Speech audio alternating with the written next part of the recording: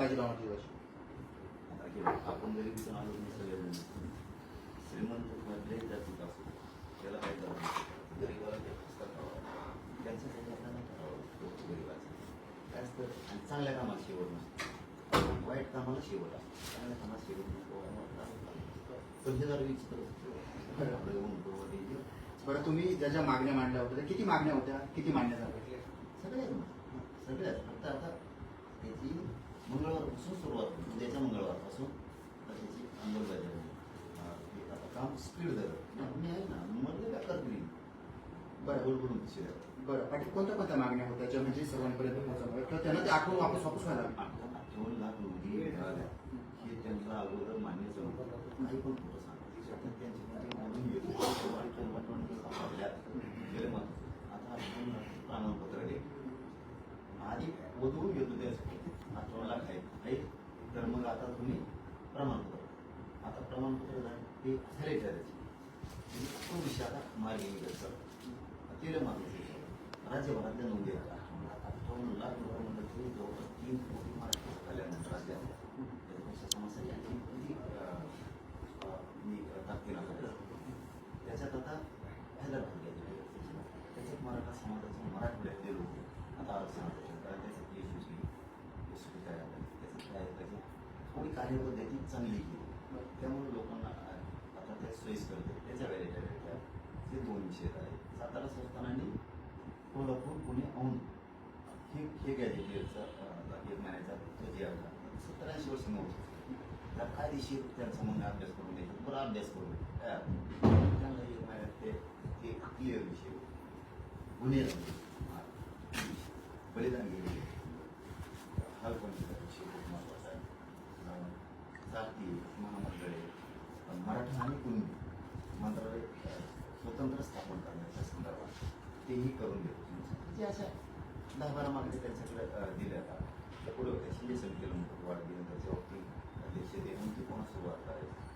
असे मुद्दे ते समाजाचे बलिदान गेलेल्या कुटुंबाचं नाव पुढे आहे निधीचा विषय 15 दिवसात ते पूर्ण घेतो तुम्ही सगळं कारण ते आता स्पीड हे उद्याच्या मंगळवार बसून ते घेतील. आता जर ते प्रकार ते ना रट्टे घालतील सगळेजण. बरं, म्हणजे आता उपोषण नाही मात्र आता त्यांना रट्टे दिले जाणार असं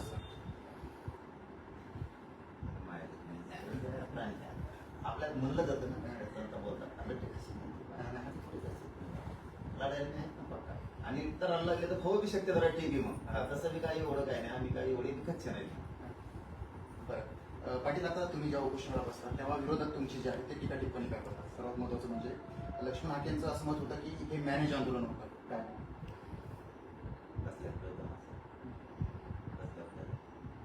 या नेत्याचं काय असं म्हणणं आहे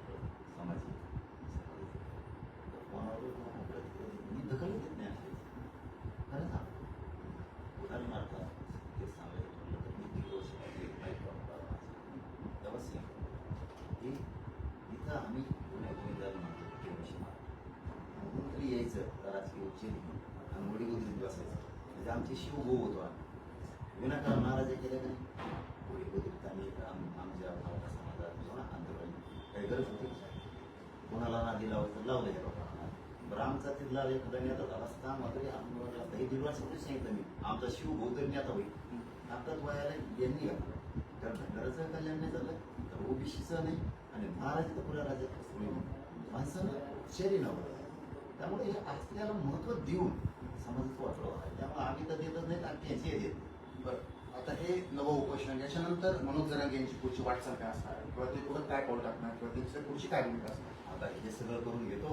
आणि याच्याबरोबर जरा मध्ये शेपारले जरा माझ्या 1-2 वर्ष आम्ही करतो ना आम्हाला इकडं गरीबाचं कल्याण करायचं होतं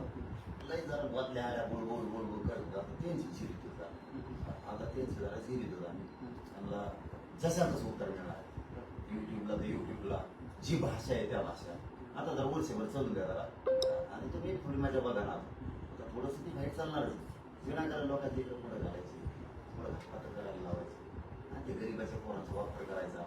त्यांना मुताडा बाजून इकडे तिकडे बॉम्बला लावायचं आणि ते वर्ष झालं 2 वर्ष झालं आम्ही हे ऐकतो त्यांना वाटतं आम्ही काय हेच आता आम्ही खेळतो जा सगळ्यांना आमच्याकडं आमचे पोरं आहेत आम्हाला एका तो टीका करायला